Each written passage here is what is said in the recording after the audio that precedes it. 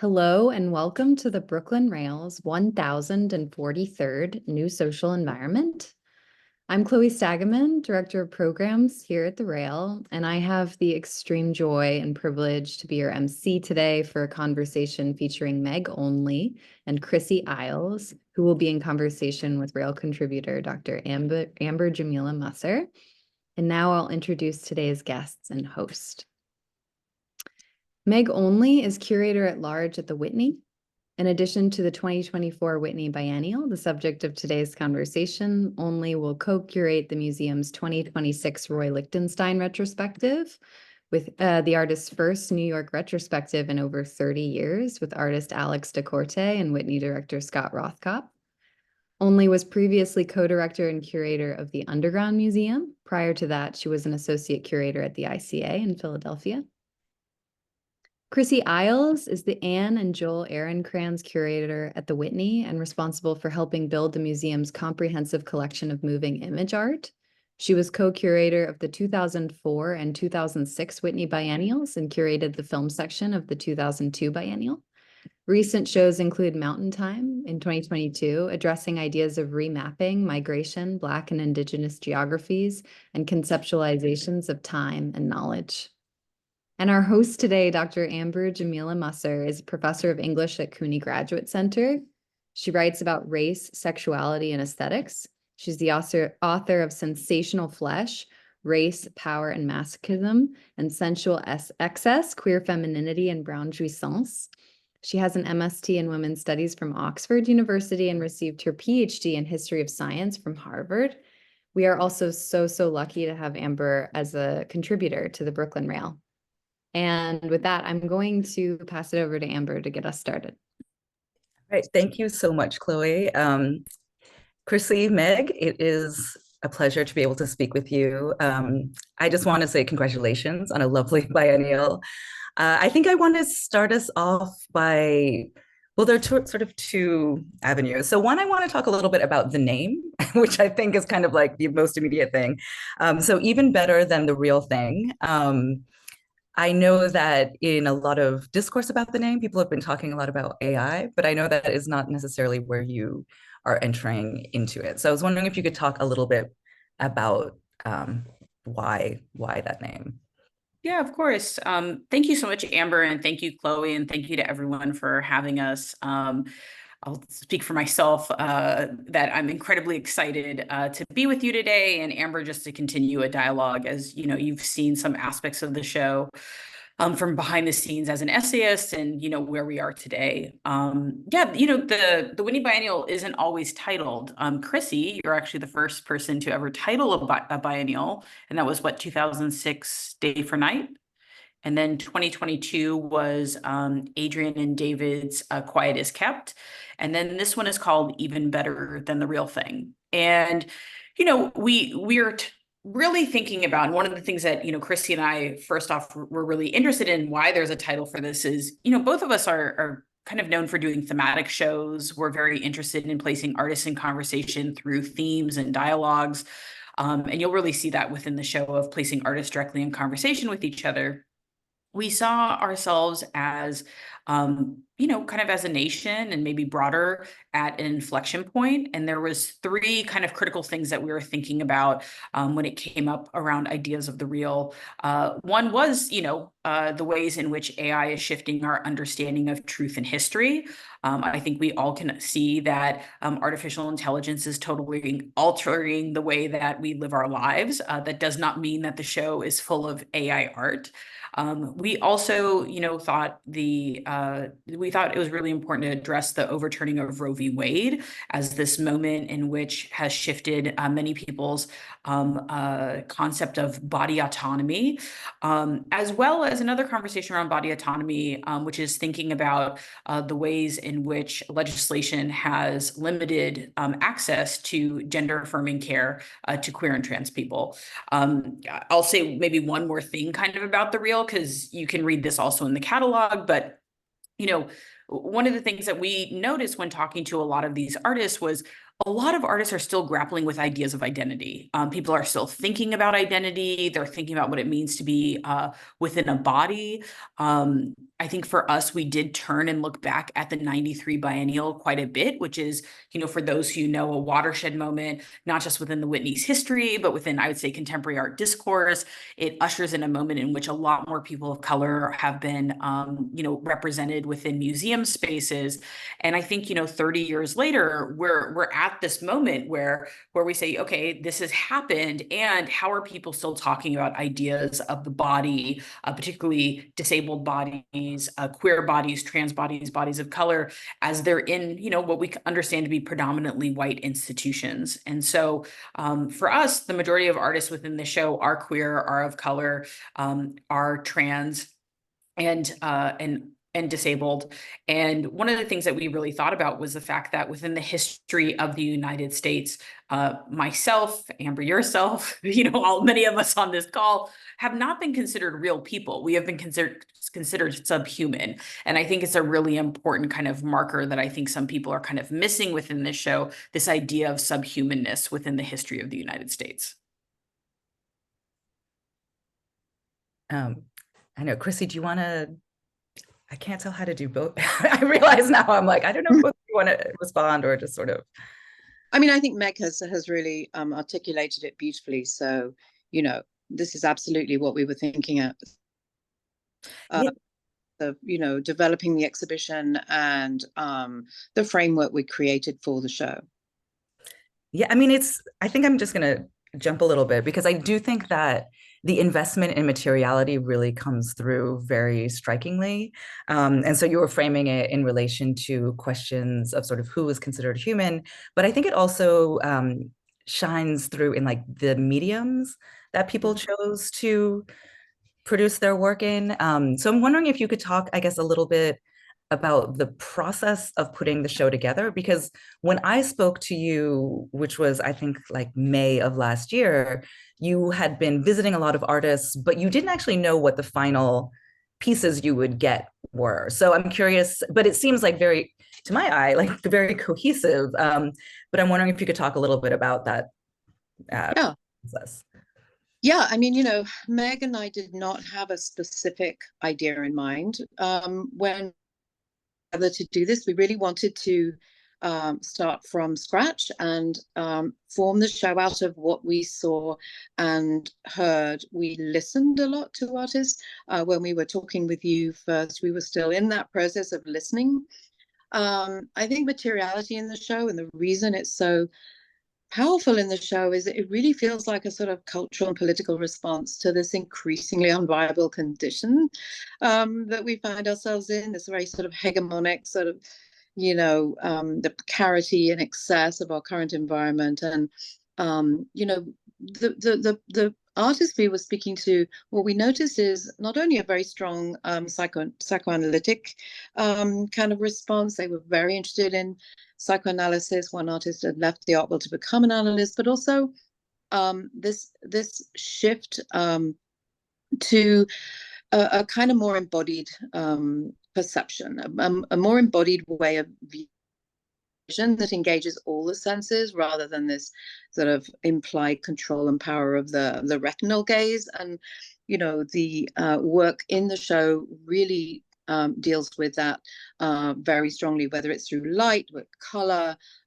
material surfaces. Konstantina Zavitsanos' piece, for example, it's an infrasonic sound work that you hear sound through vibrations in the body, and you see through this kind of liminal color. It's the last color you see before you lose your sight. I mean, there's sort of like interest in new kinds of embodiment, new forms of sort of imagining different kinds of embodiment across this broad decolonial register is what we were.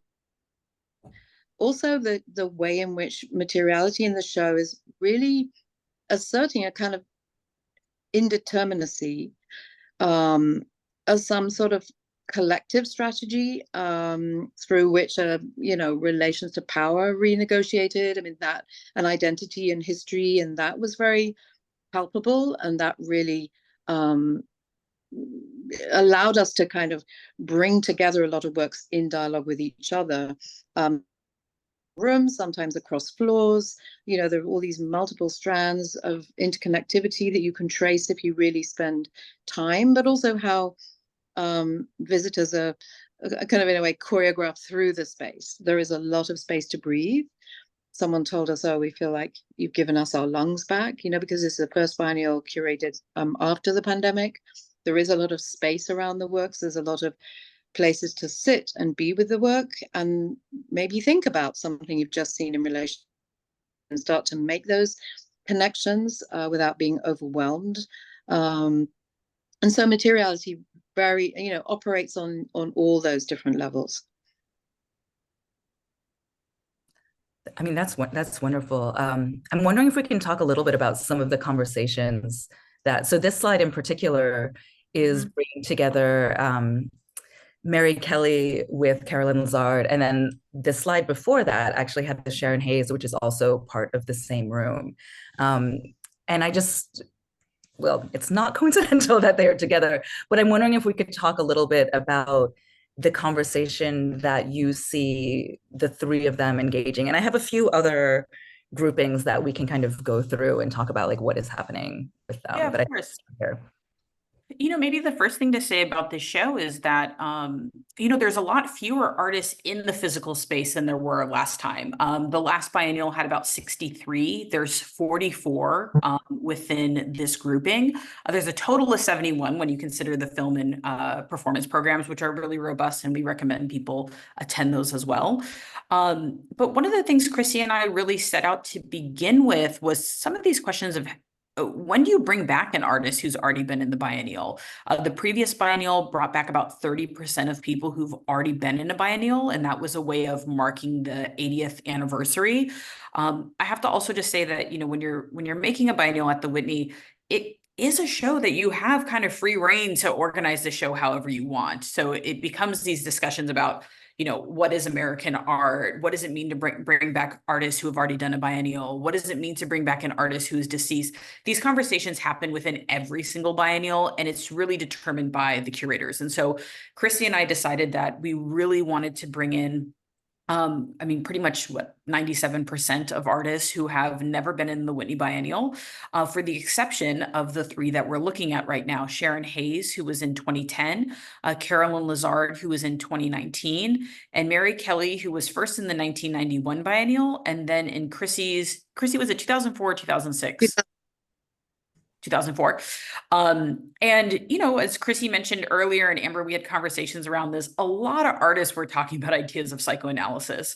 And it's something that we noticed a lot of artists had an interest in. A lot of artists that, of course, were returning to ideas of interiority and the body and the psyche after such a huge trauma as COVID.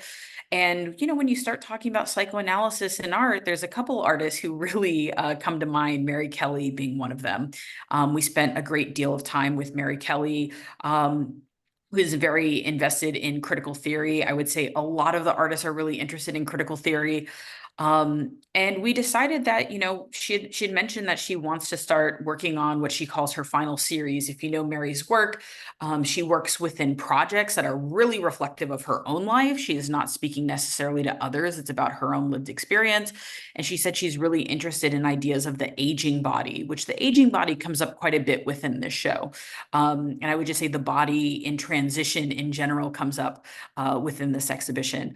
And she produced a really beautiful work, Lacuna, which has 10 years of Mary's calendars. And so you're really seeing a sense of what Mary's every day is as she ages and her friends pass away. She mentioned interest in ideas of disidentification, and how that can relate to queer and trans theory, as well as ideas around crypt theory. And we started having conversations around, you know, if we bring Mary Kelly back, how could we trace this pedagogical conversation? And so we ended up bringing back Mary's former student, Sharon Hayes. And Sharon Hayes has a wonderful work called Recherche 4. It's the final in their Recherche series. And it's a conversation, and you're invited to be part of this conversation within the installation of queer and trans elders in Tennessee, Philadelphia, and Los Angeles, just reflecting on on their life and building community, what it means to be at the age that they're at. And the age range for them is actually quite low. It goes from 50 to about 80. So really also thinking about these ideas of life expectancy for people of color, for queer and trans people. And we also brought in Carolyn Lazard, who is a recent MacArthur winner. Carolyn is Sharon Hayes's former student and was in the 2019 biennial. And so we organized this in a way that, you know, we wanted to make sure that it wasn't something that was so clearly read through Mary's work or Sharon's work. We wanted to place a conversation between the three of them in a gallery, see if you can kind of connect in some ways. We didn't want to over-determine the reading, and that was something that we had a lot of, thank you for the pronunciation correction. That was one of the things that, you know, we were having conversations with the artists about, you know, Carolyn had never met Mary Kelly before. And so it was bringing them all together and making sure that each one could have their own work sort of stand out. But at the same time, you know, an audience can walk in and start thinking about these ideas of personal care, as you're seeing within Carolyn's piece, which are all vanities filled with Vaseline. It's a much more kind of minimalist, formal composition that Carolyn has presented. And you'll kind of see throughout the show, there are these moments like the piece staff piece that we open with that you're totally enveloped within an environment. And then you walk into moments where there's conversations between artists, and you see that within artists who are, let's say, thinking about ideas of reproduction from varying standpoints, artists who are thinking about ideas of displacement, artists who are thinking about ideas of even just of water and where we currently at within precarity around that. And so for us, it was this way of kind of balancing having artist projects that, you know, could be in conversation directly with each other. And sometimes those artists have been in, you know, conversations, sometimes they're in conversations for the first time, and then also stepping back and having these kind of large immersive environments. And I kind of bring up, you know, just the number of artists one more time for people who haven't had a chance to see this show, to really get a sense of the scale. Everything is much larger than I think you might anticipate. These are really, really large works. And I think Mary Kelly was one of those first artists that set the tone. She told us that she was making a work that was 30 feet long. And so you're really getting a sense, and there's long histories in which, you know, people have talked about, you know, artists who are identified as women who are not necessarily working at huge scales and what it means to kind of occupy and take up that type of space. And we had lots of conversations with artists like Tourmaline to say, we really want you to take up a certain amount of space and have a certain amount of presence when you're coming into this museum, and particularly asserting yourself. There's also a way in which the conversations that Meg's talking about also extend across between floors in relation to the viewer's body and the body as it appears or is absent in these different spaces. So, you know, when you're up close in that narrow space with Ingrid B. Olsen, you almost feel like you're, you find yourself thinking, oh, that's the shape of Ingrid's head, or that's her knee, and those are feet. And so that wall becomes almost like a sort of a map of the body. And then in other spaces, you feel your own body in relation to a space where the body is absent, and you populate that space with the others in the room. And then in other cases, the body appears as a kind of, you know, in a metaphorical or literal presence in say Eddie Rodolfo Apparicio's case. Mary talks about disassociation. You walk into Eddie Rodolfo Apparicio's room and the very large sculpture is falling apart. It's leaning over. It's actually moving towards Kian's installation and towards the sun, and is breaking apart. So, you know, then you're listening to Sharon Hayes interviewing queer elders about their experiences. It's a very sort of almost choreographic experience, because then you move around Suzanne Jackson's paintings from one to the other, and you then feel the way in which this artist made the works, which are different shapes but larger than you, and made the works to be in space rather than on the wall. Or then you know the way in which color operates in different ways throughout the show. So then you move into a room which is saturated in blue, which is the sacred space of the sacred color of the Mapuche.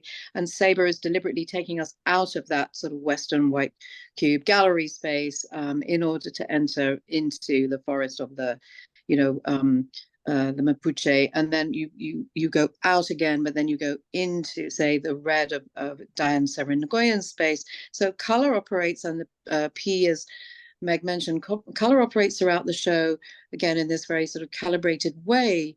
And so you can trace so many different threads. You can trace ways in which different histories, deep histories, are being addressed in the show through, say, Lygia, Isaac, Julian, Lygia Lewis, Madeline Hunderlich, and Diane.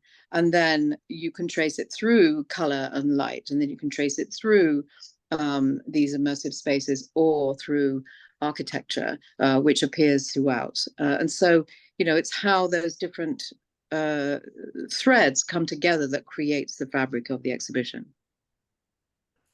I love that. I mean, as you were talking, one of the things that also jumped out at me, especially putting together the Kian Williams and the Eddie Rodolfo Aparicio, is the sort of a thematic around disintegration, and sort of like how time works on, well, all of us, right? And I'm thinking about that, especially in relation to Jerome Ellis's score, which is, as I understand it, is going to appear.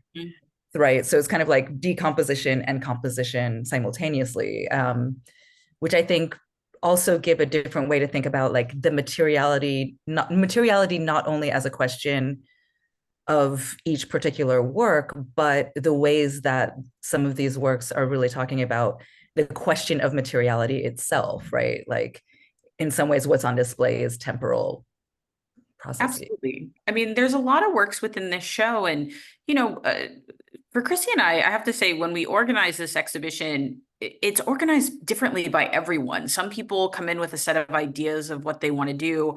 Chrissie and I decided, and it was in some ways nerve-wracking, but I trusted us. We went in the first 2 months really not knowing what we were going to do.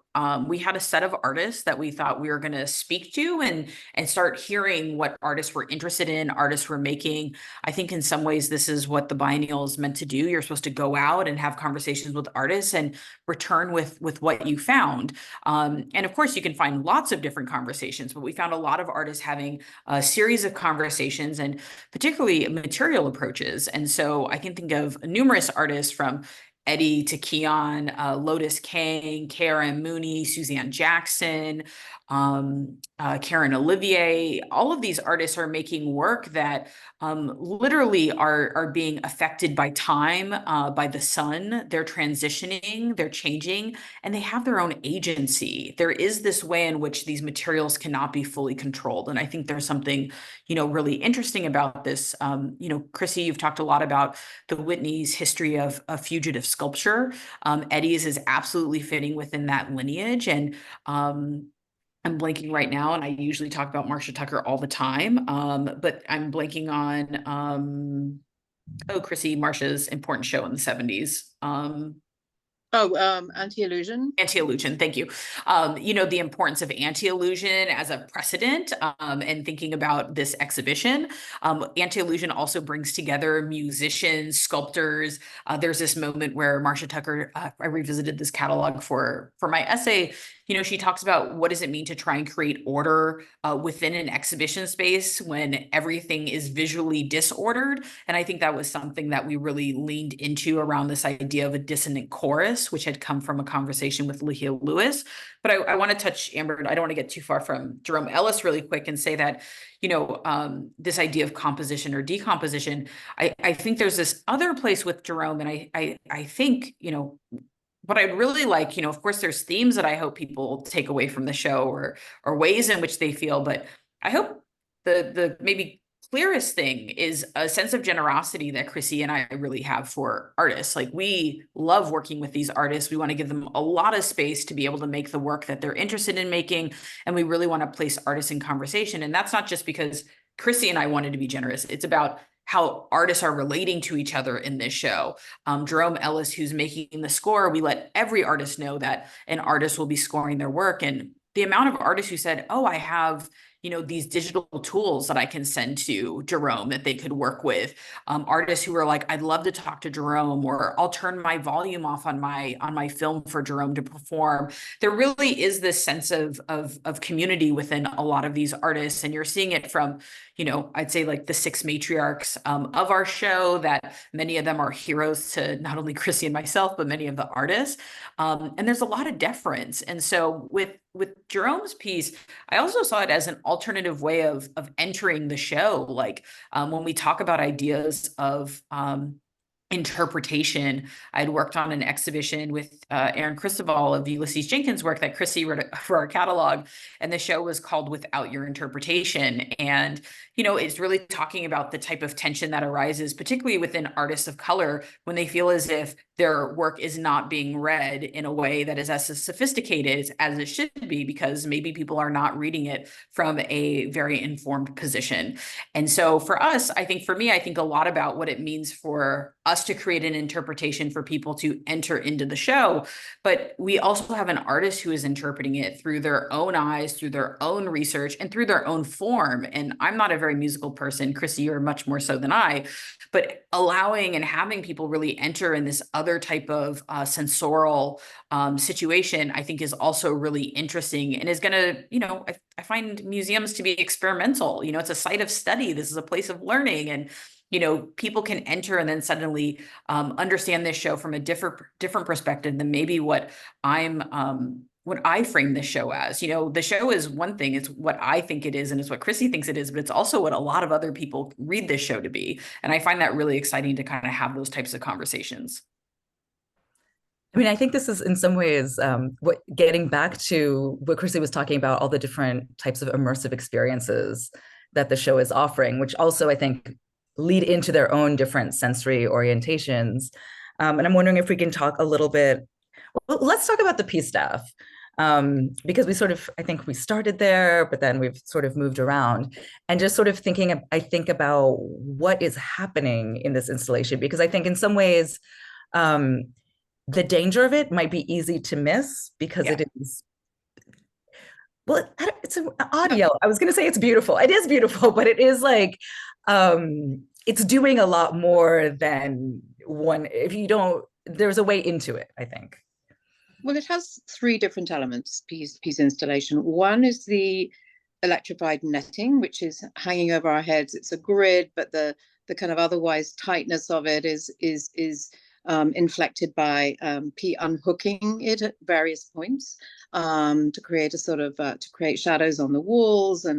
And then the second element is the light, the yellow light, the gelling of the light. It's creating this sort of rather sickly yellow that envelops everybody. And the third is a self-portrait of P with their head in their hands at the end.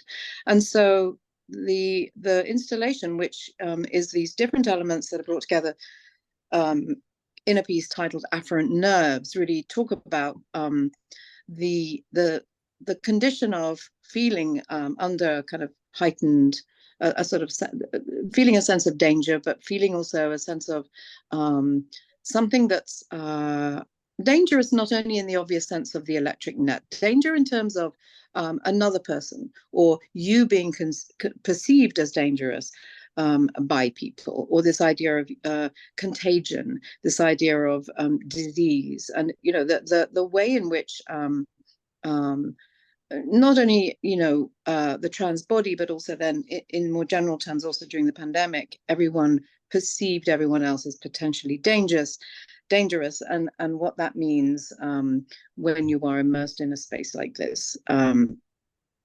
It's interesting also to think about piece in relation to Caroline Lazard's conversation with 60s minimalism, just as this is also having a conversation with Paul Sharrett's and 60s minimalism through the grid. But then, as our colleague Bennett Gay said, who's been writing about this piece, talks about that grid as something that's sort of anti-reproductive, and how P's room also relates to the Carmen Winant and the other works in the adjacent rooms is also important.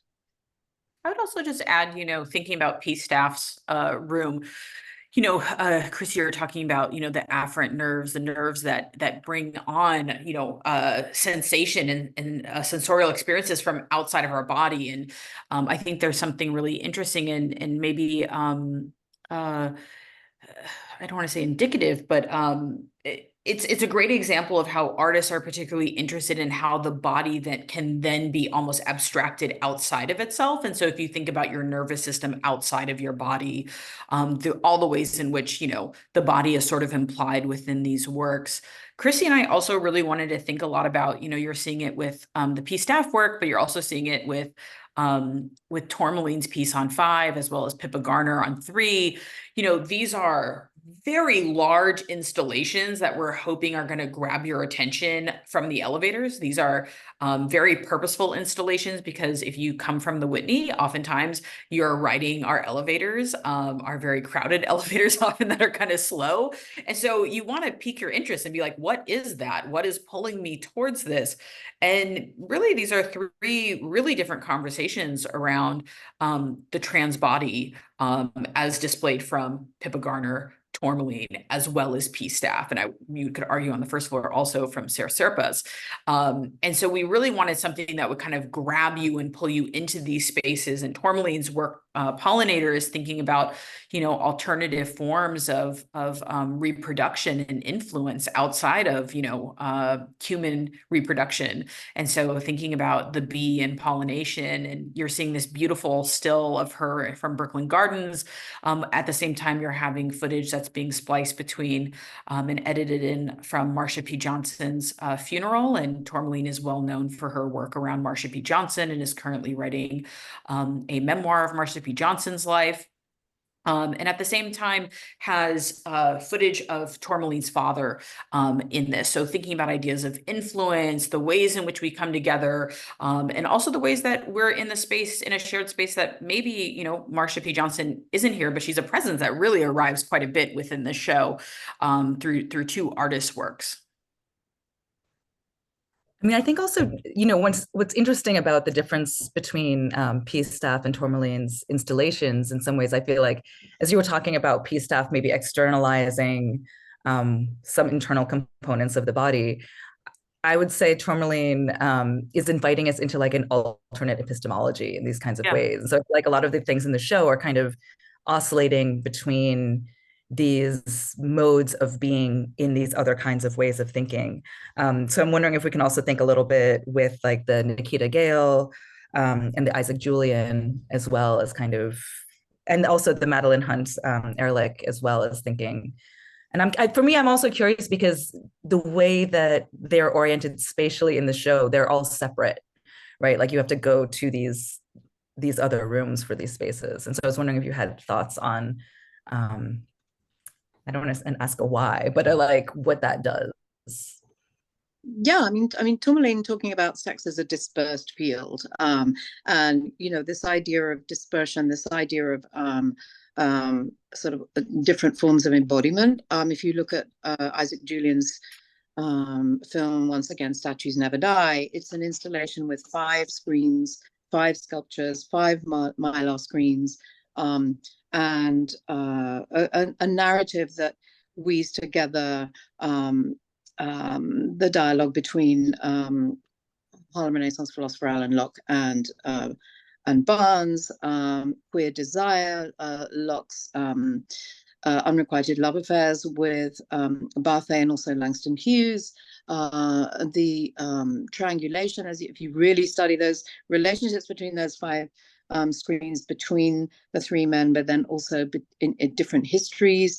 One of the sections of the film has been filmed by Bradford Young. Another is cutting in sections from Isaac Julian's earlier film from 1989, Looking for Langston. We have a 1971 film, You Hide Me, by a Ghanaian filmmaker, looking at African sculpture in the British Museum. King's Cross Station is also in there, which provides one setting, which was actually used by Isaac for a staged version of Looking for Langston and Langston Hughes' life. And so there's also a quick insertion of a Chris Marker film, Sans Soleil, and so that it's really interesting to look at the ways in which narrative is unfolding through, again, your relationship to those sculptures, to the screens, to even like the cinematic experience of watching something and absorbing a narrative.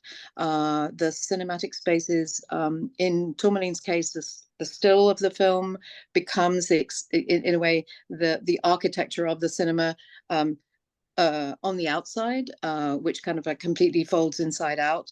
The experience of being in Madeline Hunt Ehrlich's case, the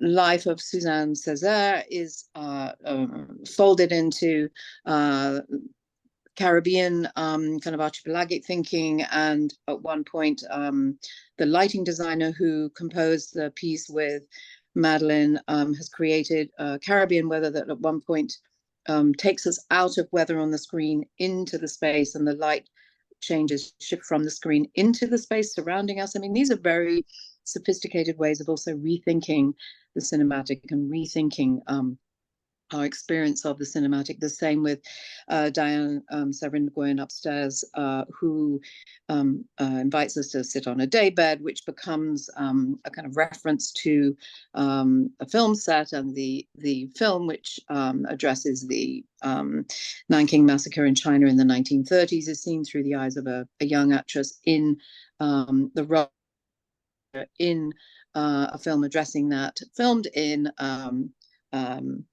a film set in China. So, all these ways of rethinking what the cinematic can be is a very important aspect of the show. Meg and I are known as film and video curators, but we've curated between us many shows that haven't been film and video, or just include elements of it. And so we try to integrate the moving image, sculpture, installation, everything together into a set of relations. I mean, the whole show is made as a set of relations, and every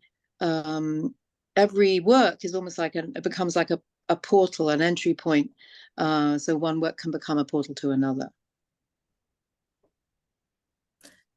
I mean, I'm thinking also with this another cinematic act of translation that's one of the shows, and that you cite in the description, is the Lichia Lewis, right? So also thinking with playing with history and kind of the way many of the works of art are enacting that kind of shift within media to like really have people rethink what type of work that medium is doing, right, and can do. But I'm wondering if you have more to share about A Plot, a Scandal. Well, I want to say something just to, what you're saying, Amber, is something, Chrissie, you and I had lots of conversations because we are very invested in the moving image. Chrissie and I met each other because we met at New Negris, and we were talking about film. We love talking about film and moving image. And it's funny that Lichia Lewis is actually the only choreographer and dancer in this exhibition. And for a while we had conversations of like, should there be more dancers? We really wanted performance to be centered around sound. And, I think we were drawn to Lichia because she's actually just an amazing filmmaker. She makes amazing performance films. But Chrissie and I noticed that there has been a large trend of kind of documentary work, work that feels as if it is slightly removed from the subjects. And it's really shot it with ways in which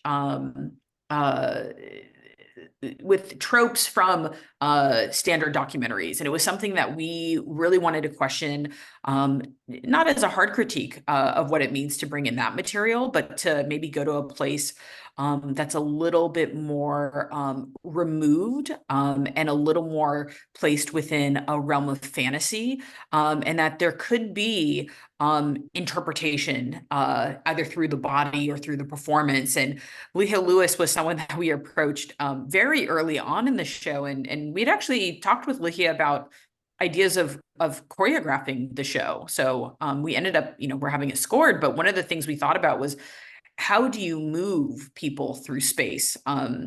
Curators talk about this often, but a lot of our job is very psychological. How do you draw someone to look at something closely? What does it mean to push someone away? How do we try and get someone to walk around something? A lot of our job is actually talking through those kind of psychological moments, and having conversations with Lihia was incredibly important, because one thing I find is, this is at least for myself, I don't know about other curators, but we're not often talking to choreographers about how we move in space, how people move through space. And, in the end, P. Staff was a choreographer. Suzanne Jackson was a dancer. Turquoise Dyson was a dancer. There's lots of people who used to dance, or someone like Lihia Lewis, who still is a dancer and still a choreographer, that are very invested in some of these ideas. And so Lihia said to us, I think one of the real challenges that we have is, how do we come together with all of our differences? What does it mean to be in a truly interracial space? And she said, I think that is, the place of the dissonant chorus. And I think for us, always as a curator, and particularly for me, because I work so much within the Black diaspora, is you're always pushing against the idea of the monolith. And so you want artists to feel as if they have their own voice, that they're able to stand on their own, and at the same time still speak to other artists and other artworks and other audiences. And so there was something really useful in, just even outside of the film that Lihia made, she really was one of the first people that was like an early interlocutor about the ideas of the show. How do we have these conversations? And also kind of, I have to say, the show is opaque to some people. It's an exhibition that, although it's talking about, I would say hot button issues, there's lots of things within the show, whether you're talking about ideas of abortion or genocide, precarity in our own environment. All of these things are front of mind often, but they're handled in ways that are not particularly like agitprop. It is not very bombastic. It is really through this history of much more thinking about ideas of abstraction. And I think someone like Mary Lovelace O'Neill, who's one of the artists in her 80s, who's in the show, she used to be part of the Black Power movement. And when we met with her, we have 3 fantastic paintings from her. She said when she first started painting in abstract ways, people said, well, what are you doing? You're not doing anything for the movement. We've also brought in paintings back from Mavis Pusey, who we just saw in the previous slide. Mavis Pusey, there's a painting called Dejida that was originally in the 1971 Black Contemporary Art Show at the Whitney that was kind of famously protested by artists for 2 reasons. One, because the lack of Black curatorial, a Black curator being on the project, but also because some artists felt as if abstraction wasn't representing enough. And so you're also seeing some of these debates playing out within this, mostly because there lacks a lot of figuration within this show. I would say Lihia Lewis is one of the few people that has figures. Most of the moving image work might have figures, but when we see them, we might see them like this, as Maya Rusnick kind of shows, slightly, I almost say evaporating. They're almost like ghosts at times within Maya's work, or they're blending in with other bodies at the same time. Well, one thing to quickly add to that is that, when you go to see an exhibition, you're usually going for a walk. You're moving around. People spend 1 to 3 seconds in front of a painting, an object. They might walk around an object, but they stand in front of a painting. 3 seconds later, they move on. I think one of the interesting things for me about the way in which the artists are working within this exhibition, and how Meg and I choreographed you all through it, is that you're standing watching Ligia, and usually when you're watching dance, you are seated in some kind of auditorium of sorts, whether it's a traditional one or a more open one, and so that shifting of the viewer between standing and moving around, even moving around Isaac's, or being kind of flooded with light in Madeline's, and almost seeing the sunrise. Spaces where you might normally sit become places where you can move around, and then also the spaces that you might normally encounter objects in, you are moving through in a different way. So it alters that experience. So when you come to a painting, You are maybe also, as always, spending 3 seconds in front of it, as so many people do, but you're moving in a different way. So the rigidity of, for example, Maya's figure, self-portrait as a child, as a Bosniak family fleeing the Yugoslav war, getting to the refugee camp in Klagenfurt, the other side, to safety, and then the trauma of that. She sits bolt upright as a child in a sandpit and tries to take that in. That sort of stillness is really registering with you in a way that reads differently because you've been moved around, say, Chunupahanska Luga's teepee with the door in the wrong place. It's impossible to get in. It's upside down, and this sense of another kind of homelessness, or a sort of absence of being able to access home. So, you know, that relationship spatially between works and the relationship conceptually between them all is something that Meg and I thought very, very carefully about. And one of the reasons we love working together, I think, is although on one hand we're very, very different, we are very similar in the way we install and think about space and think about sight lines and relationships.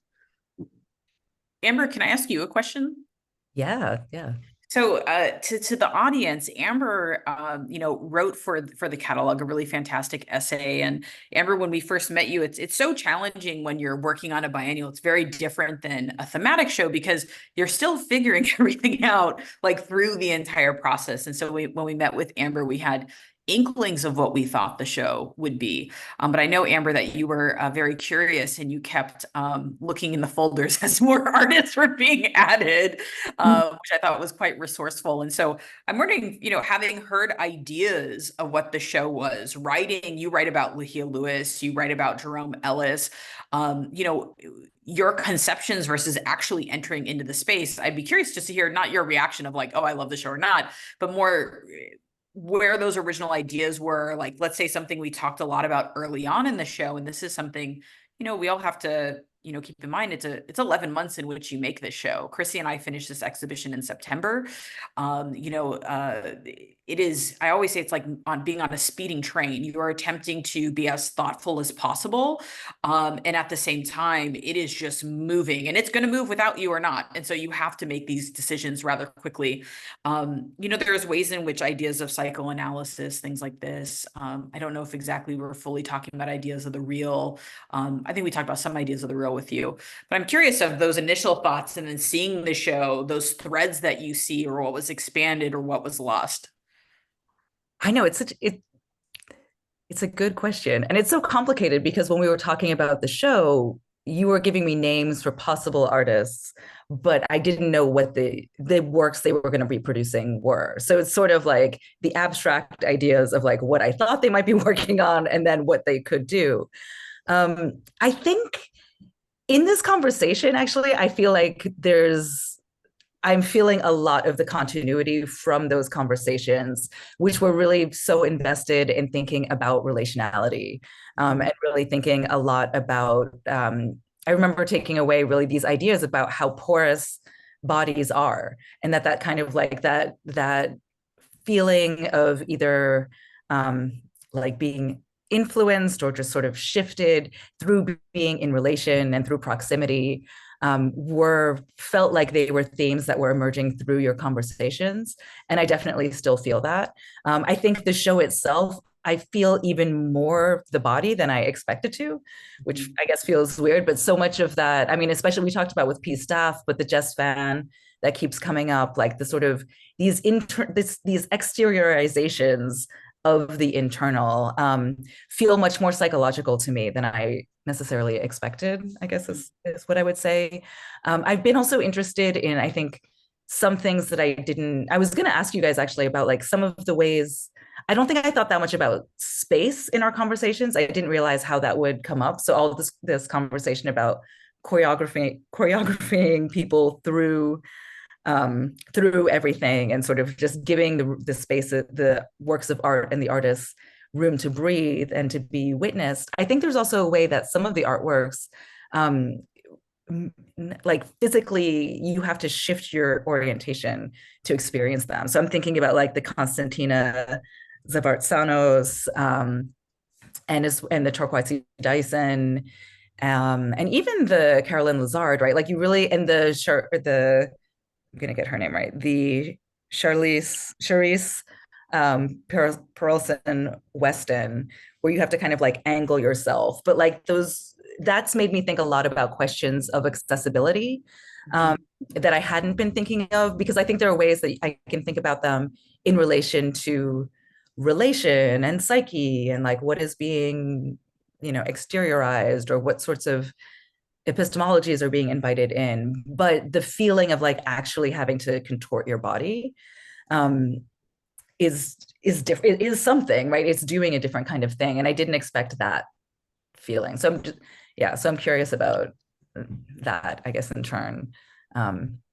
Like how, I don't know how to ask it exactly, but just sort of like, it's such a physical show. Like you're not, Yeah. like, you're really getting in there. Yeah, and even I mean, this painting by Mary Lovelace O'Neill that we're looking at right now is a huge painting. Mary is 83 years old. We saw it in the studio just as she was finishing it. I mean, the physical strength to make a painting this size, and to understand space through that very physical act of making a painting, is when you're in front of it, making you feel you're sort of almost sort of trying to trace those movements and really think about that process. And we did think more and more about that. And when we were talking to Constantina, Tina was really also sort of,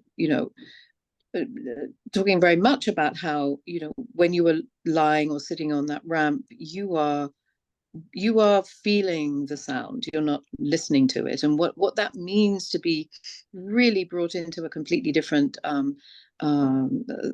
way of sort of understanding space, understanding the relationship between sight and sound, and what sound even means, and then to go from that into another space, and also remember the spaces you've just been in, and that choreography, I guess, is something that, at one point Meg said, "Oh, the stairwell's like the throat of the museum." We were talking about, Holland Andrew's sound, work being at the voice, and so we were thinking about the building too, and thinking about the terraces, and Turquoise Dyson is a scuba diver, and was also thinking about how you look down, and that process of looking down. And across. So, but this is the way artists think. And so the other thing is, what is a museum space? How can you install in a museum space, particularly one where we have free Fridays now, we have free second Sundays. We had 8,000 people here last Friday evening. So, you curate when a space is, you place things in a space that's empty, but soon after the space is full. What does it mean to think about the space with people in it already? And we were thinking about that from the beginning, and how people move together through those spaces. And because we paid so much attention to that, and also sightlines, I think that is also maybe why it feels so choreographic, because we were thinking about that from the very beginning. I think also, Chrissie, I want to add, I just want to add really quick that, I think we were really conscious of what it meant to presume a body within the space. And I think this is one of the things that is really important to me in my curatorial practice. Chrissie, you know this, that I'm chronically ill. I have been greatly informed by, Carolyn Lazard's work, Park MacArthur, Constantina Zavatanos, very early into my curatorial practice, for what it meant for me to presume what a body might do in a space. And I think, I don't want to go on a tangent, but I think sometimes my frustration in how people understand the show is presuming a white, cis, able-bodied person within this. And I think for us, we know the artists, we spend time with these artists, we spend hours with them, and we know that there are some artists that don't feel comfortable being in the space, and they're not comfortable because they're immunocompromised. There are artists that have access needs. There are artists who say they have access needs, or artists that don't use that language and also still have access needs. What does it mean to kind of be in this space and be in a body that's constantly changing? I think when I became, chronically ill, it changed my entire world. I mean, it rocked my world in all of these ways, good and bad. And I think, for us, we thought a lot about, what does it mean to take rest, to sit, to have a different experience within this space? I do think that Charisse Perlina Weston work, it was one of the last pieces installed. And as soon as it was installed, it's domineering, it's brooding. It's, when people see the show and they say, oh, I don't find this, I might find this boring, or I don't think it's very political, or I find it really safe. I'm like, well, you're really lucky to move through the world in a way in which you don't feel unsafe. I feel unsafe often. And a lot of people feel unsafe within museums. A lot of people feel unsafe having their own body on display within a museum that is not part of their own community. And I think for us, we had lots of conversations around this, the seeding of the show. We're also people, beyond just identity markers. I think all of us are here today because we love talking about art. We love looking at art. When we're not here, Chrissy, I'm sure this weekend you and I are both going to go look at art. Like, that is the thing that we do. And so what does it also mean to be inviting and try and make a space that we hope can address and think of others beyond ourselves? And I think that's something that's, really important to us of, sometimes you just need to sit. Sometimes you're not feeling well. The amount of times in which we were working on the show that I just said, Chrissy, I need you to take this one for me. I'm having a flare today. Like, there is this real type of, care, and you really see that within artists, even when they were installing in their spaces, thinking about other artists, what it meant to be in the space with each other. I mean, I consistently said I've never had such a lovely group of 44 people. I mean, you got a lot of people in a very stressful moment, and being able to rise to that and work with this crew is pretty amazing. And so I just kind of want to mention, I think in the end, so much of this show is about the body. It's about the body as it relates to us and the spaces that we're in, the conversations that we're having, the body in its absence, and its for me, it's multidimensionality, all of those types of ways in which we show up, and we're constantly changing. And so it's not a show about figuration. It's about all the ways in which the body can be abstracted and felt and embodied within the space. And so, we brought a lot of curiosity to the process and just wanting to hear artists. Amber, we were really interested in hearing your thoughts, given, your area of expertise. And, we came back with a show that, is maybe in some ways, some people describe as quiet, but I actually find it to be quite loud in many, many ways. Sorry, I feel like I'm wrapping it. I'm not trying to. Well, I think we are supposed to segue to questions. The questions now, but I will say one sort of, I guess, like add on to everything that you were saying about like the experience of the show. It's sort of, I find like the spaciousness that you give the artist also gives people space to feel it. Like you're there and you can be there without having to be like, oh my God, there's another thing that I have to duck, or, like I'm just saying, I think that orientation toward the body, both in terms of rest, but also in terms of like what a body can absorb and feel at once is there, I think. Yeah. Chloe, I guess I will turn it over. Yeah. Oh my gosh. Thank you so much for this dialogue. It's been such a pleasure to listen to. And we have several questions. So I will ask these questions on behalf of the audience members who have asked them. And if you have a question, please post it in the chat, and I'll try to get to as many as I can in the next 15 minutes. There has been a question that's come in, and I feel let's go ahead and address this once and for all. Did you think of you two when making the title for the exhibition? It's a great question. I was raised by a U2 fan, but funny enough, I've seen U2 in concert, and Even Better Than the Real Thing is a great music video. The conversation around Even Better Than the Real Thing actually came out of a conversation we were having with Holly and Matt Dryhurst and Holly Herndon. and they were describing Holly Plus, which is an AI tool that you can sing through. And I addressed this in my catalog essay about these ideas of even better than the real thing. And Holly kind of jokingly said, she sings even better than me. And so we started thinking about these ideas of even better than the real thing in relationship to that. I can't say U2 was the starting point, but I am certainly aware of you in relationship, but don't record. I guess we're already recording, so I can't say that legally. So, but I will say maybe one thing just in connection to ideas of even better than the real thing, is also these thoughts of the real.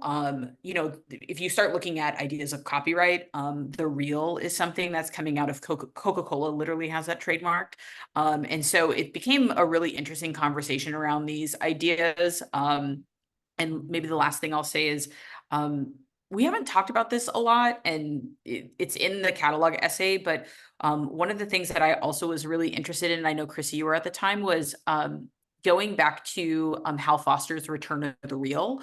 Return of the Real was an important book to think with. Hal Foster does not say it comes out after because of the 93 biennial, but I think a lot of the ideas that Hal Foster is dealing with is coming out of what you really saw from the 93 biennial. And within the Return of the Real, he talks about things in which there is this sense of real through queer community, Black community. These are things that are being seen necessarily by the body. And so I do a better job than I am right now describing this, but in my essay, I kind of tie back to some of these ideas and where we're at 30 years from now, kind of thinking about the real. So there's multiple touch points, but I do love a good U2 song. What a great answer. Thank you, Meg. I'm glad we were able to address that because it's come up. I want to ask the next question, which is, let's see, it's from Janice. You referenced decolonialization as a curatorial interest. I'm wondering if you explored artists in the U.S. territories like Guam, American Samoa, and the U.S. Virgin Islands when making the exhibition. You want to answer that?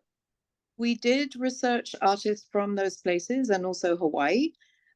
We tried to make our research as wide as possible. As I mentioned at the beginning of my essay, that the US is actually, as of the mid-80s, more water than land at this point. The US is, the blue economy of the US is bigger than the US economy. Speaking of the real and fiction and what that even means in terms of territories. So yes, we did research those places and artists in those places. We ended up being interested in a kind of global indigenous conversation that was taking place, that we really observed happening between particularly artists, Sami artists, and Inuk artists around issues of not only land sovereignty, but also the care of the land, and the climate crisis, and issues of the ways in which the damage to the land, the damage to communities occurs across borders. And so that felt important to address, which is why we have several Sami artists in the exhibition. So yeah. Chloe, you're on mute. Amazing. Thank you so much, Chrissie, and great question, Janice. I'm going to ask the last questions if no more come in while I'm in the process of doing this. My first one, Meg, I was really excited when you started talking about presumption, because when I was walking through the biennial, all I could think about is, in the process of making this program every day, I'm always thinking about not assuming and how to kind of live with a continuous sense of curiosity.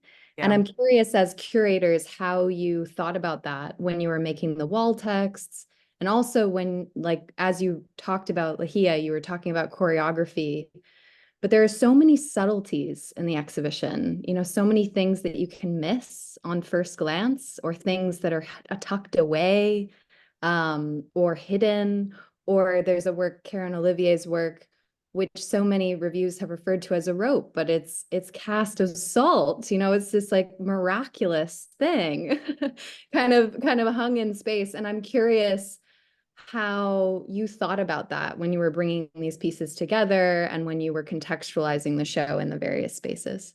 Yeah, it's a great question. And it's something that's really challenging. You know, I find it challenging to remain curious. I think it's really easy to not like things. I mean that of like me going to other shows, or like, this is a segue, but like I watch RuPaul's Drag Race with my mother, and she hasn't enjoyed a season for like 6 seasons. And I'm just like, enjoy this. These performers are amazing. You can't do that. You know, it's just, to me, it's easy not to be curious. And Chrissie knows this about me, but during the pandemic, I tried just watching a film a day for like every month for like 6 months. And I couldn't think about it. I just had to pick something. And instead of sitting in that limbo of, whoa, what are we going to watch? I just wanted to lean into a place of curiosity of things that maybe aren't my aesthetic. And it felt really important to bring a sense of curiosity, you know, to this project. It's something that, you know, we've consistently said we hope people bring into the space.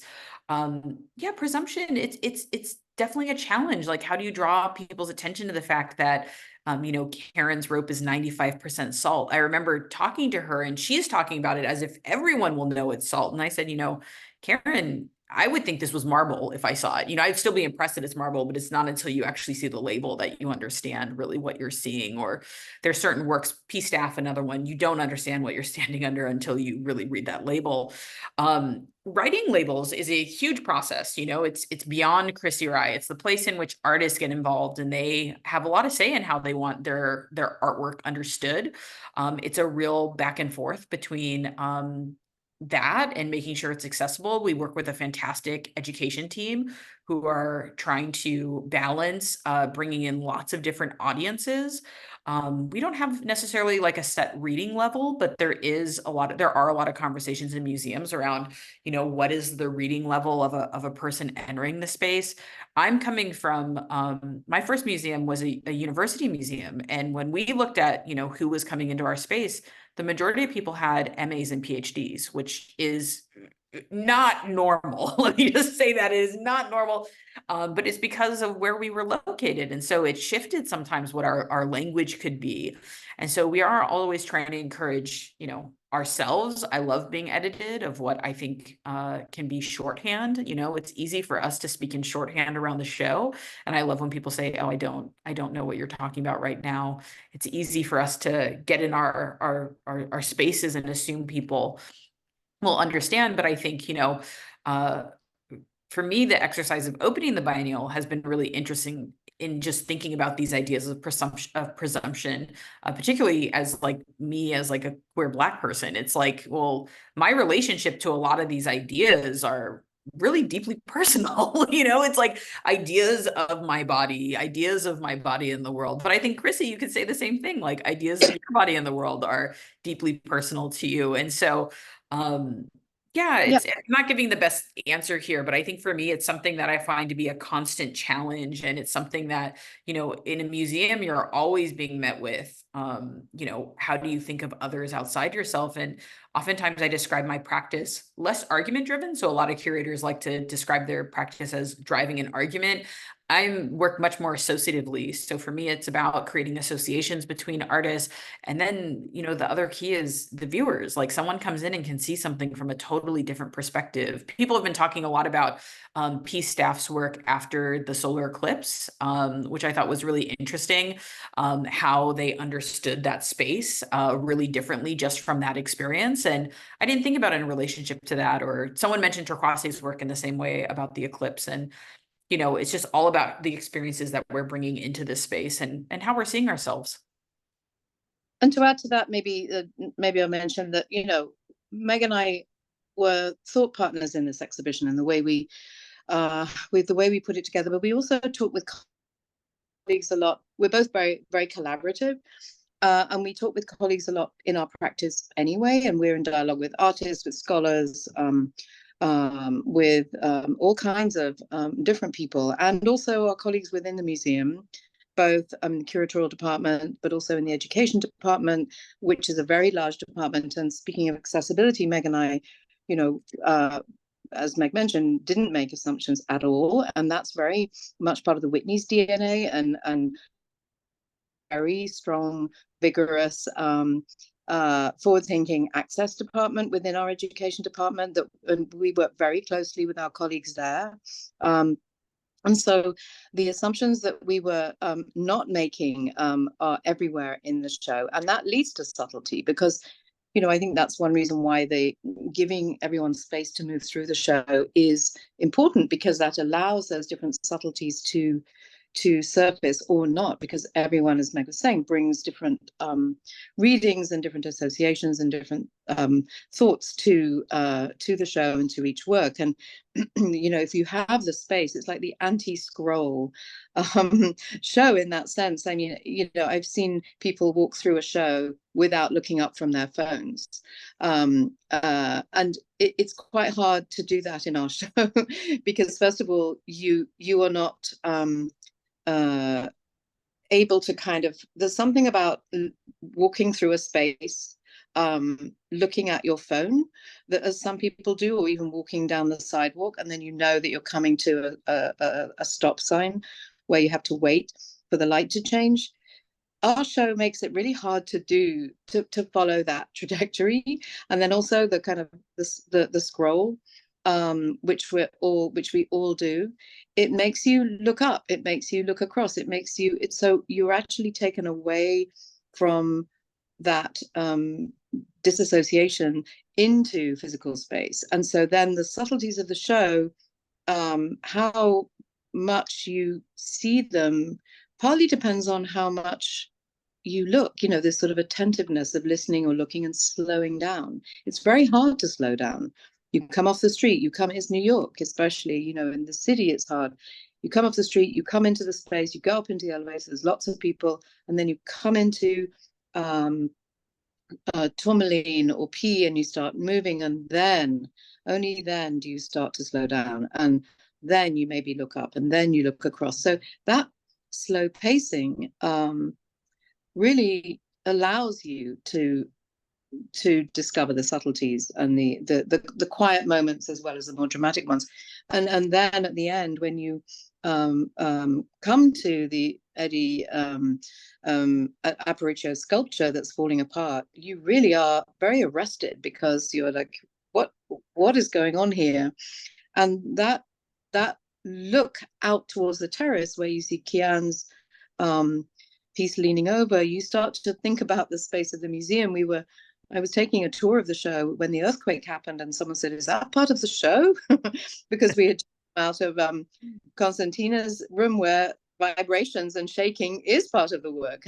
And so, you're really thinking about, you're able to think about also the environment of the city beyond, all kinds of layers, when you're literally slowed down, and your pace of walking changes.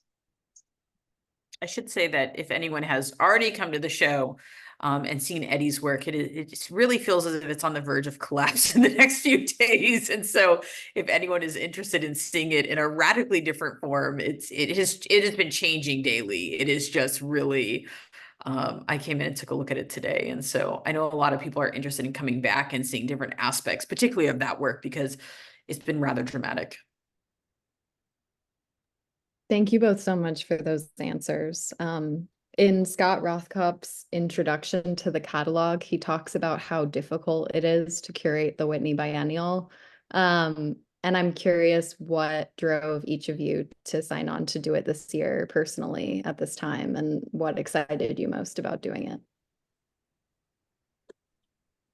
I mean, it's just been a sheer pleasure to work with Meg and create this show together. I think that the reason I said yes was because, you're able to have a very large platform to explore a series of ideas and have an engagement with artists that you can then share with everyone else, with a highly esteemed colleague, and to kind of bring the ongoing dialogue with artists and scholars and others that we're having into a space and really create something that's also very responsive to the moment. As Meg said, this was 11 months in the making, which is incredibly short space of time. And so to synthesize everything we saw and heard into something in a very both expansive and concise way is something that is I love doing. So it was very easy to say yes. Yeah, for me, I mean, I've wanted to work with Chrissie. You know, we've been in dialogue with each other for 5 years, and you know, I've always wanted to do the Whitney Biennial. I think people try and play it cool, but for me, I'm like, not you, Chrissie. This is your 3rd biennial, so you can really flex. Like, you know, for me, I've always wanted to do the Whitney Biennial. And here's the thing: there's a lot of biennials in the world. There are tons and tons of biennials, and I think one of the things that I've been really interested in the Whitney Biennial is not just its history. I think the Whitney Biennial is a place that can be a place of discourse that can really shift what some of the conversations are within the contemporary art landscape. But from a really practical place that people might not think about or understand is, this is an institution that this is our 81st biennial. We have team members who have worked on biennials for the past 20 years. They've seen it all. We have an amazing team of people that we collaborate with. The people even doing the publication have worked on, you know, 10, 15 catalogs. There's a real institutional history here. And there's a real sense of support. And so for me, just shouting out our biennial team, like, you know, Chrissie and I, of course, we get the credit of being the curators. We have Min Sun, who recently left us for Dia, who's our curatorial assistant, as well as Beatriz Cifuentes. But we have an amazing crew of about, you know, 50, 60 people who are able to pull off this show. And I'm really honored to be part of that. And I'm really honored to be part of the exhibition history. You know, I often say that, you know, Thelma Golden really opened a door, and I had texted Valerie Cassell Oliver, who had curated the show at one point. And, you know, I definitely feel like I'm part of an amazing sorority of women, Black women who have curated the show. I think I'm part of a great group of people to have an exhibition history together. You know, Mia Locks texted me saying, you know, congratulations on being part of our exhibition history. There's something really, you know, amazing about that. And I don't let it, I haven't taken that lightly, but it is amazing to work with so many artists who also have never been in the show. And I have to say, the best part of the biennial is calling people and telling them that they're in the show. Like, it is, I mean, it's so fun, you know, the amount of people who cry or are just so happy and thinking, you know, Harmony Hammond said, I never thought I'd be in this show. Takaku Yamaguchi said, I literally have never even done the studio visit for a biennial before. You know, Suzanne Jackson said, I'm turning 80 this year. Like, it feels amazing. Like, you know, I think those things are the things that I really am going to take away. And a lot of our time together, Chrissie, of talking, you know, you make this show literally in like Ubers and Lyfts and stuff. Like, you're constantly talking the entire time and trying to figure out what this thing could be. And then you release it out to the world. Thank you both so much. That was such a good note to end on. And thank you, Amber, for all your insights and questions today. And a huge thank you as well to Megan Ferrucci and Ashley Reese at the Whitney, who were so helpful in preparing for today's event.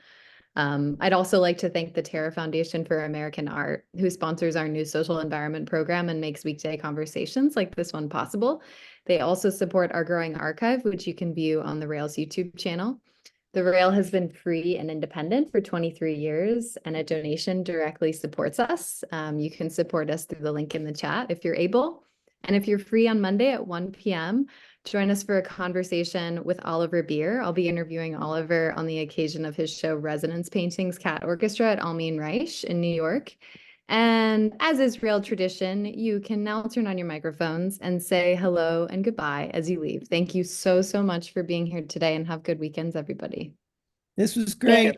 Thank you so much. Thanks. Have a great weekend, everybody. Looking forward to the show. Thank you. To hear your inside Thank you views. all. Terrific. Thank you. Thank you. Thank you. Thank you so much. Bye, everybody. Thank you. Bye.